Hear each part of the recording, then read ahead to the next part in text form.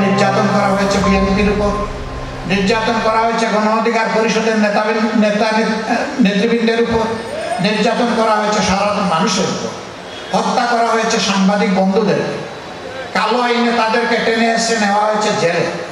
তারা কারে বাদ দিয়েছে? কাউকেই বাদ দেয়নি। সবাইকে নিষিদ্ধ নিষিদ্ধ, সবাই রাজাকার, সবাই রাজাকার। এখন কি বলে? এখন তরুণ কমল ছাত্রছাত্রীরা কি বলে?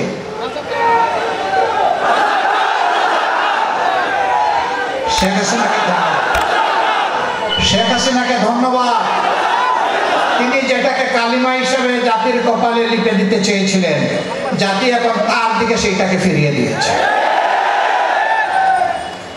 এমন রাজনীতি করলে বললেন যে উন্নয়নের রাজপথে দেশকে উঠিয়ে দিয়েছেন, বললেন যে বাংলাদেশ হচ্ছে সারা বিশ্বে উন্নয়নের রোল মডেল। এমন মডেল বানালেন আর এমন রাজপথ তৈরি করলেন, গাড়িটা রাজপথ দিয়ে চালাই আপনি যেতে পারবেন না। এমন রাজনীতি করলেন আপনাকে দেশ ছেড়ে চলে যেতে হবে। 850 বছর আগে লক্ষণ সেন গিয়েছিল আর আপনি গেলেন তারপরে।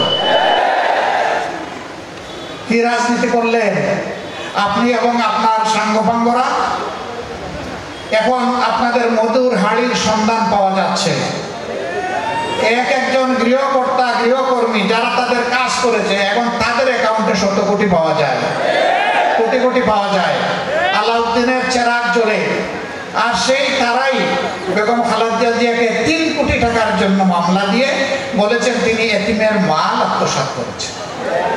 এই জন্য তাকে সাজা দেওয়া হয়েছে, তাকে একা জেলে রাখা হয়েছে, তাকে উপহাস করে বলা হয়েছে আপনি আর কি চান, একটা জেল পুরো আপনাকে দিয়ে দিয়েছি। এইভাবে অহংকার, উপহাস, মানুষের প্রতি ঘৃণা তারা ছড়িয়েছিলেন, জাতিকে ভাগে ভাগে বিভক্ত করেছিলেন, মেজরিটি মাইনরিটি নাম দিয়ে মুখামুখি করে ফেলেছিলেন। আলহামদুলিল্লাহ, আমরা ধন্যবাদ জানাই আমাদের পরিযার টুকরা ছাত্র যুব সমাজকে। আমরা যে আন্দোলনের সূচনা করেছিলাম 15.5 বছর আগে, তার পরিসমাপ্তি টেনেছে তারা। আল্লাহর দরবারে শুকরিয়া। আল্লাহ তাদের সম্মান বৃদ্ধি করে দিন, এদেশের বৃহত্তর খেদমতের জন্য তাদেরকে কবুল করুন। তারা একটা অসম্ভব ধরনের কাজের নেতৃত্ব দিয়েছে, জীবন বাজি রেখে নেতৃত্ব দিয়েছে। এ কাজ করতে গিয়ে হাজার কারণের ঊর্ধ্বে আমাদের কলিজার টুকরা সোনার ছেলেরা মেয়েরা চলে গেছে।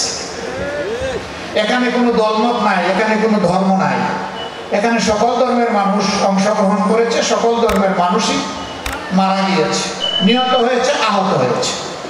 শহীদদেরকে আমরা কোনো দলের সম্পত্তি বানাতে চাই না।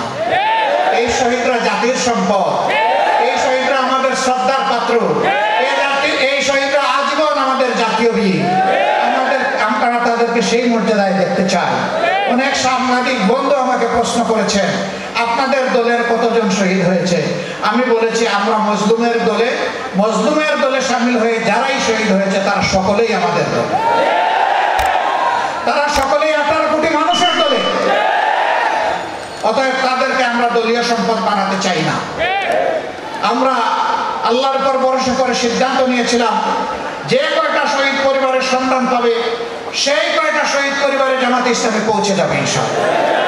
আমরা গিয়ে তাদের ভাগ্যের পরিবর্তন করতে পারবো না, গিয়ে শুধু বলবো আমরাও আপনার পরিবারের সদস্য, গিয়ে শুধু বলবো এখন থেকে বাকি জিন্দেগি আমরা একই সাথে সুখ দুঃখের অংশীদার।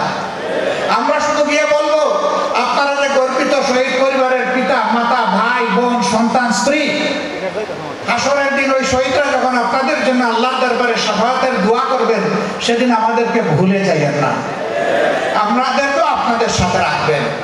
আমরা এই কথাগুলো বলার জন্য তাদের কাছে ছুটে যাচ্ছি।